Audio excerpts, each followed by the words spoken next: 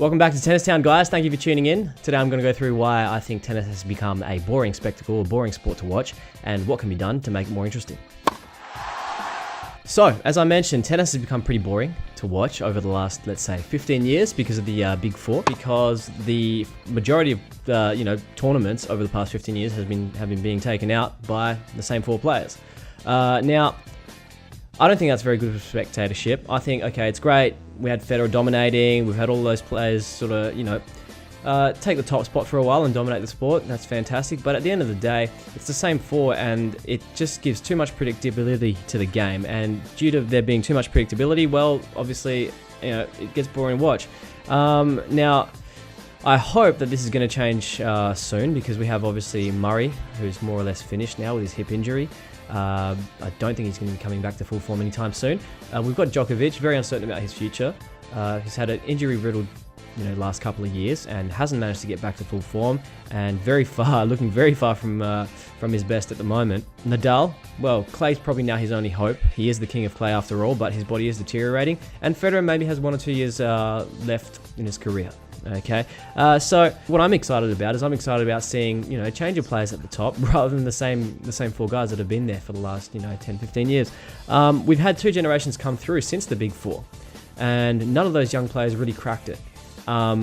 If you ask me, okay, are the Big Four just too good, or are the young players just not good enough? Well, I mean, I think it's a bit of both. 5 years from now, I think tennis will be really interesting, because we're going to have, the Big Four will hopefully have moved on by then. They'll have retired, and then that opens the door up for a whole bunch of new players to finally take those top positions in the game and see really who can actually stay up at the top and how they can do. Because right now you've got all these young players ranked outside the top 10, with the exception of Zverev, of course, but he's not quite there at the top yet.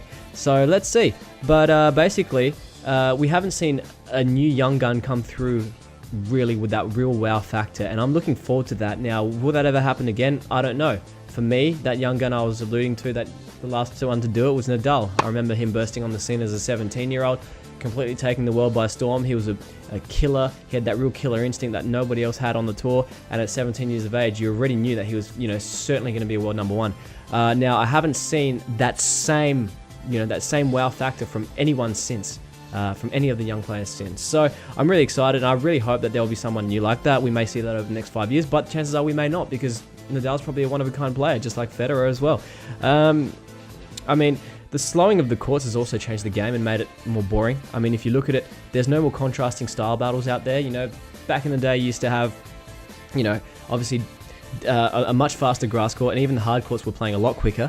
Now all of the services have slowed down, so therefore the style of game that players have grown up playing, is more of a baseline game, and that's just normal, because that's, obviously you have to play the best style of tennis according to the conditions.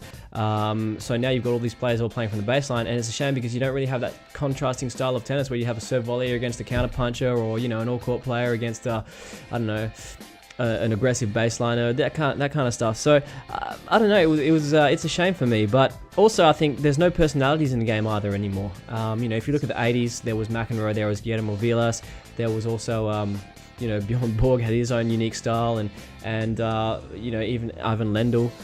All contrasting styles of players and contrasting personalities as well, and that's what people came to watch. And it's just a shame that now there's no real big personalities aside from maybe, I think, okay, Federer's a fantastic, gallant world number one when he was at the top. Nadal was fiery, but we've seen it all now with them.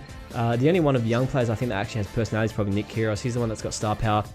I'll talk about him in another video if you want to take a look at that. I'll put that in the end annotation there, the end screen.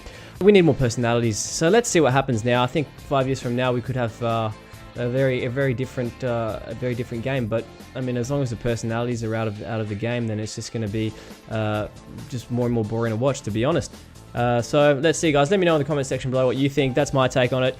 Thanks for tuning in, guys. Thank you everyone that's already subscribed. If you haven't already liked the video, please do so. It will help me, help support the channel. Guys, thanks a lot. We'll see you soon. Cheers.